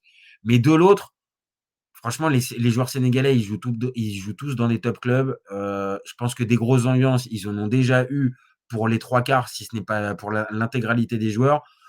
Donc, ok, ils vont peut-être avoir, ça va piquer un petit peu dans les oreilles, mais de l'autre, voilà, on ne parle pas de la sélection du Botswana qui va se déplacer face au Maroc pour la finale. Donc, pour moi, allez, je te challenge, pour moi, c'est 50-50 cette finale. Voilà. OK. Ça s'entend, ça s'entend. Donc On verra maintenant, bien dimanche. on verra bien dimanche. Voilà, on verra bien dimanche. Et puis, voilà, sur la chaîne, vous inquiétez pas, on fera bien que ça soit dimanche soir. Je pense que le débrief, on le fera avec Serge, parce qu'on va laisser tranquille, on va laisser tranquille Reda. On Dans va tous le les 2 laisser. cas, qu'on gagne ou qu'on perde, malheureusement, si on gagne, je serai sur les champs, si on perd, je serai dans ma chambre en train de pleurer, mais On va le laisser tranquillement dimanche soir. Et en fonction du résultat, on verra quand est-ce qu'on le convoquera. Peut-être que ça sera dès lundi parce qu'il aura envie de communiquer tout son bonheur. Soit ça sera peut-être un peu plus tard et il faudra lui laisser quelques jours pour digérer une potentielle défaite. Donc voilà. En tout cas, nous, on vient de répondre à la question. la Le petite favori, bah, c'est le Maroc pour Reda et pour Jajaï, bah, c'est plutôt du 50-50 avec un petit cœur sur le Sénégal. et Désolé, la mon copain. Hein, c'est pas... et la petite finale, tu vois qui? Tu vois le Nigeria ou l'Égypte? Parce que Ah, tiens, je c'est te un pose match une question. intéressant. Alors, juste avant que je te réponde, est-ce que il y a un intérêt à continuer de maintenir cette finale pour la troisième place ou pas? Alors là, Toi, parce que hormis si tu n'as rien à faire, tu vas la regarder la finale? bah, la petite finale, parce que l'affiche, moi, ça me tente Ouais. en vrai. Nigeria-Égypte. Après, tu vois, on va dire pour le palmarès, c'est nul un peu. Une petite finale, ça a pas d'intérêt. Mais quand même, moi, Nigeria-Égypte, moi, je regarde, hein, franchement, ça se regarde. J'aimerais bien voir Non, ça mais va après, donner quoi. en fait, on est des amateurs de foot, donc comme je viens de Mais dire, pour le papier, mais sur le papier, on va dire la petite décoration, ça sert à rien. bah, c'est pas ça, c'est qu'en fait, moi, je pense aux joueurs et je sais pas quelle est la motivation, en fait, de rentrer sur le terrain pour aller finir troisième de la compète. Vraiment, premier degré, je vois pas la motive des mecs. Mais bon, peut-être qu'on va m'expliquer que si, hein. Mm. Mais pour moi, ouais. Donc maintenant, je te réponds. J'ai envie que le Nigeria gagne parce qu'en fait, j'ai joué au football.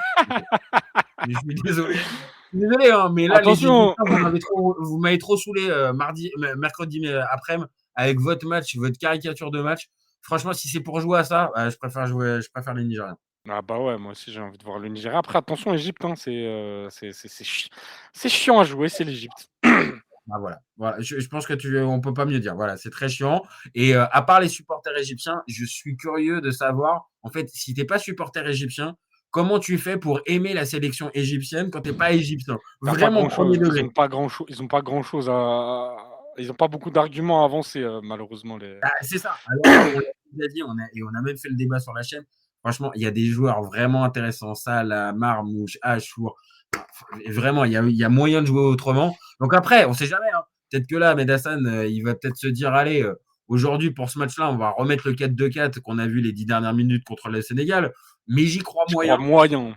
J'y crois plus que moyen, hein. Franchement, c'est mal connaître cette équipe égyptienne, hein. C'est exactement ça. Donc pour moi, non. Je pense que le Nigeria va l'emporter. Et puis allez, vas-y. Pour terminer, petit pronostic pour cette finale. La finale des grands, là. Pas la finale des petits. Ok. Ok.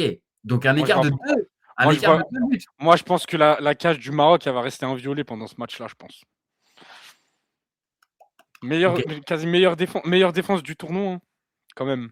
Bah, c'est meilleur des défenses du tournoi. Ah oui, non, non, là, t'es énervé. On a parlé de notre cher ami Nicolas Jackson. Je sais pas. Je pense que on va réussir à bien cadenasser Mané. Et à partir du moment où tu bloques un peu cette cible mouvante, on va dire, bah, tu t'entérines un peu les possibilités devant. Et je pense que tu peux vraiment leur mettre un coup si tu verrouilles Mané. Et devant, va juste pas falloir choke parce on connaît Ah nos oui. chers amis marocains. Ah Mais oui. je pense qu'il y aura un but dans les 30 premières minutes pour le Maroc. En tout cas, si le Maroc marque au bout des 30 premières minutes, je pense que le match il est quasi plié. Faut pas que le Oui, Maroc alors marque à ce moment-là. là, par contre, tu vois, je vais aller dans ton sens. Je pense que si le Maroc marque tout de suite, je pense que ça Ça sera risque d'être très, très compliqué. difficile Ça pour risque le d'être pour le compliqué Sénégal parce de revenir. on connaît notre Greg national. Il est très bon. Il aime bien garder les scores. Je peux te dire qu'à 1-0, il va pas vouloir mettre le deuxième, hein. Ça va sortir le bus pénitentiaire. On va jouer à 11 derrière. Eh, il le dit, hein. 1-0, lui, c'est pas le Barça. Il a pas envie il veut pas de tiki-taka.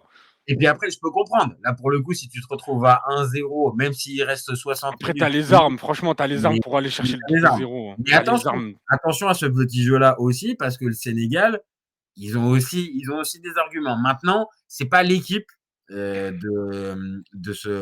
cette CAN qui a le, je vais pas dire le plus gros potentiel offensif, mais c'est-à-dire de joueurs déstabilisants. Tu as des joueurs très physiques, très costauds et capables d'être bons dans les phases de transition, mais par contre déstabilisants, à part Iliman Ndiaye, tu l'as pas. Et même un Sadio Mané, c'est pas un joueur véritablement déstabilisant. Donc, c'est peut-être là que va être la difficulté pour le Sénégal s'il y a ouverture du score. Mais attention, parce que de l'autre côté, s'il y a ouverture du score, c'est pareil, hein. Là, le Maroc va devoir Ah, faut pas, va, va devoir je veux pas sortir la ventoline et le défibrillateur, non. parce que Franchement, là, moi, il faut mettre je veux, si on marque dans les 30 premières minutes, il faut surtout pas tomber dans le jeu de je tiens un score parce que cette équipe ne sait pas gérer la pression. Ils vont jouer avec la peur, ils vont reculer, on va se prendre le but du 1-1. Et je le vois déjà le scénario, on va prendre le but du 1-1, on va paniquer, on va avoir peur, on va se manger le 2-1. Donc donc Walid, on a les armes honnêtement, offensivement, tu as de quoi faire. OK, tu as appelé 4 numéro 9 mais tu as de quoi déstabiliser sur les côtés, tu as Talbi, tu as Ben Seguir, tu as Fromage, tu en as plein. Tu peux y aller devant. Franchement, si tu marques le but du 1-0, faut pas tomber dans le piège de vouloir garder le score. bon, voilà Walid, hein. T'as entendu ce que Reda t'a dit. S'il y a ouverture du score, faut pas la jouer et gagne petit. Il faut y Faut y aller aller. courageux et audacieux. D'accord? Maintenant, moi je te le dis, je pense que ça va aller, on va se retrouver aux prolongations. Prolongation encore. Ça pue, hein, parce que nous, on a 120 minutes dans les jambes, hein. Et ça, Et ce ça, paramètre, c'est pas attention, négligeable. Attention, c'est l'aspect pas, physique, c'est rien. C'est pas rien. c'est pas rien. Et je pense que ça, moi, pour moi, je pense que il y a la clim pendant la prolongation. Il y a la clim Ah pendant la, ouais. il y a la clim pendant la Oh prolongation. purée.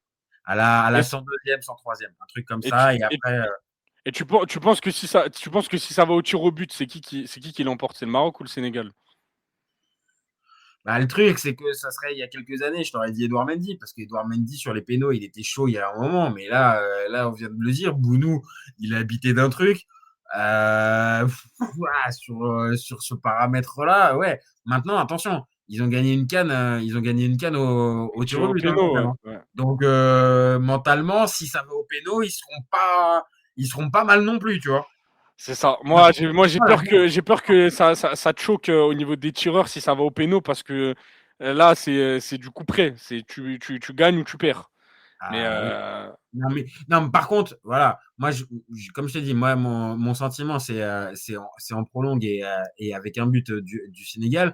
Maintenant, on va être d'accord, et vraiment pour terminer notre débat, juste les gars, nous offrez pas une purge, hein, s'il vous plaît, hein. ah Franchement, non, non, vraiment, je nous veux un offrez match ouvert. Je veux pas de. ah ouais, tu vois, juste qu'on puisse avoir un minimum. Après, que les équipes veuillent on va dire, gagner plus que tout, je comprends, mais qu'on n'ait pas voilà, deux Ah, blocs. faut pas que ça refuse le jeu. Faut pas qu'il y en Ah, ait un des deux qui refuse le ouais. jeu parce que sinon ça va être chiant. Mais et ça, je ne vais pas te mentir, hein, c'est une possibilité qui existe, hein. Ouais, ouais, je sais. Parce Et je que pense que c'est plus côté sénégalais que côté marocain. je pense que si t'es pas Ptio, tu te dis que si tu salis le match, il y a des chances peut-être que tu aies une chance de faire péter un câble les Marocains et peut-être de les faire déjouer. Et vu que le Sénégal n'a pas les joueurs pour déstabiliser de base le Maroc, c'est peut-être là-dessus que ça va aller. Maintenant, Après, c'est à la longue, c'est dur, hein, parce que quand tu et c'est pas refuses leur le jeu, jeu, tu te fais c'est pas dynamite. leur jeu. T'as pas les joueurs pour, hein.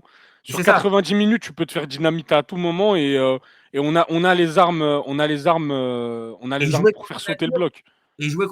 on a fait le débat sur plusieurs sélections avec Serge dans la CAN. Toutes les sélections qui ont inventé un plan de jeu pendant la Bah, compétition, pendant la première. Nigeria, ils voulaient jouer bloc bas contre le Maroc.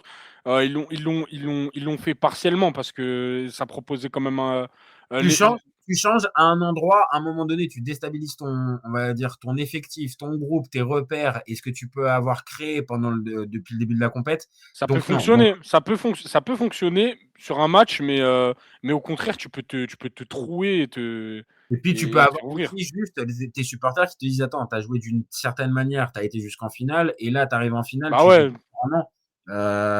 Encore une fois, petite pique à Ahmed Hassan. Juste, s'il vous plaît, enfin, tu vois, si on peut juste avoir des équipes qui jouent leur jeu et que même si on a vu que Brésil, c'est pas comment, Maroc, Sénégal, ça sera pas Brésil, Italie 70, pas de problème, mais juste qu'on ait un peu de jeu et qu'on se retrouve pas, voilà, avec, je te dis, deux blocs bas et deux blocs qui se regardent et 0,01 d'expected goal des deux côtés. Voilà. non, Euh, Maroc, on n'a pas les joueurs pour, hein. Je pense que Regragui va pas partir sur un bloc bas parce que si Regragui part sur un bloc bas, je peux te dire que on est mort dans l'œuf, hein, avant même non, de commencer. c'est pas le but, c'est pas le but. Mm, mm. Bon, bah écoute, mon copain, je pense que là, franchement, on a été complet, hein. Là, je pense que Ah, on a fait le tour. on a fait le tour, hein. Donc, il y a eu du monde, pas beaucoup de réactions, mais du monde qui était présent. Les gars, euh, on l'avait dit hein, pendant au début du live, hein, vous pouvez donner votre avis. Peut-être qu'on a sorti des saucisses, mais vous avez rien relevé. Alors peut-être qu'on a été très bon. Peut-être c'est ça, mon copain. Hein. Peut-être on a été parfait. En tout cas, on a donné notre sensibilité. On a fait la preview, franchement, ultra complète de ce match. Donc, bon, sans surprise, Reda, pour lui, le favori, c'est le Maroc, et il voit le Maroc l'emporter. Et puis, bah, du côté de Jajaï, bah, ça sera le Sénégal. Désolé, mon copain, mais ça sera déjà une belle finale. C'est une belle finale, c'est une belle affiche. C'est une belle affiche. Et franchement, il y avait moyen peut-être d'avoir d'autres finales, mais est-ce qu'elles auraient été aussi séduisantes sur le papier et indécises? Je sais pas. Je Donc, pense pas. Je pense qu'un Nigeria-Égypte en finale, ça aurait été un peu plus compliqué, je pense. ouais, bah, pour être clair, est-ce qu'on aurait on aurait fait un live là ce soir? Pour être clair, j'aurais pas regardé la finale. Voilà. Ouais, donc ok, donc tant que c'est la finale pour la troisième place, tu veux bien la regarder. Par contre, Ouais, pour la première, par contre, non, non, là non, par contre, on ouais, n'aurait pas fait. non, franchement, j'aurais eu le seum que le Maroc soit pas allé en finale et même ça m'aurait pas hypé en finale. J'aurais pas voulu voir l'Égypte gagner une huitième CAN ou le Nigeria. Ouais, oui, oui. Non, mais on va être clair, ça aurait eu une autre signification. Et puis en France aussi, on va être clair, communauté marocaine et sénégalaise, Il y a une grosse elle s'est diaspora quand même bien marocaine et développée. sénégalaise. La diaspora égyptienne et nigériane en France, ouais, on est quand même un peu On est un peu en moins, dessous, je pense. un petit peu moins dessous. Donc, bah, écoute, merci à toi, mon copain, d'être venu. Et puis, bah, là, je vais te Merci à souhaiter toi. vraiment un bon week-end, vraiment. On va compter les minutes, hein. Ça Voilà. va être long. Essaie de te reposer tranquillement, essaie de penser à autre chose. On va regarder le match de la finale 2004 histoire de voir ce qu'il faut pas faire. Exactement, tu peux te refaire le parcours du Maroc en 2022 à la Coupe du Monde. Ça peut te permettre de te mettre dans des bonnes ambiances, un bon mood. Et J'ai de puis, quoi faire. et puis voilà. Et puis après, bah écoute, passe un bon week-end, passe un bon Merci. dimanche. Et puis on en reparlera quelques jours plus tard. Voilà. Bah écoute, mon week-end il sera conditionné avec ce match. Je te dirai si j'aurais passé un bon week-end ou pas.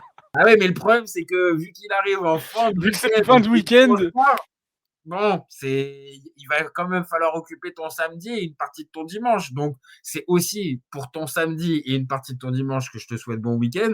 Et évidemment, bah, ça prendra une tonalité différente en fonction du résultat du match.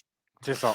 Mais en tout cas, voilà, c'était bien sympa d'avoir fait ce débat avec toi. Et puis, bah, comme d'hab, hein, tu reviens quand tu veux, parler du Maroc et puis de n'importe quel sujet. Et puis bah nous, on se retrouve très vite. N'hésitez pas, comme je vous avais proposé de commenter et liker. Le live va être disponible dans quelques minutes en rediff. Voilà, n'hésitez pas à commenter, liker, partager, abonnez-vous. C'est ce qu'on a besoin pour faire développer la chaîne.